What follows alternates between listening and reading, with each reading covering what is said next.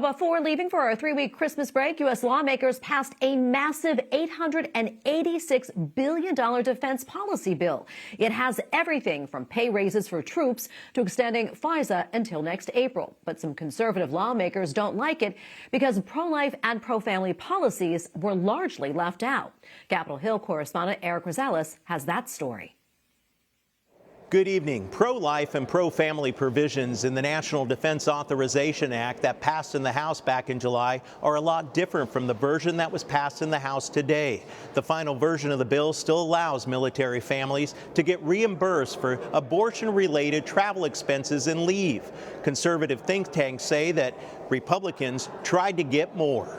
So they fought to include things to prohibit drag shows from happening, to prohibit pornographic materials on books, and then even to go so far as to stop funding for transition surgeries, gender transition surgeries for military members and their families. Despite GOP efforts, those provisions remain, along with clear prohibition on funding for critical race theory and kind of an audit of how the military has been conducting critical race theory trainings and the like for not just the military members, but also the civil service. Connor Semelsberger with the Washington, D.C. think tank Heritage Foundation adds the Pentagon is prohibited from using preferred personal pronouns. The final bill also includes language banning the display of unapproved flags at military installations, such as the gay pride flag.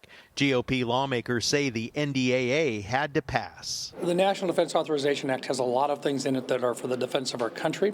We know that there are issues there between the policies. Joe Biden, it's his administration. There's a lot of things that they can do and that we can't stop them from doing unless we have solid support in the House and the Senate. The NDAA is acceptable to me, but we need a new president.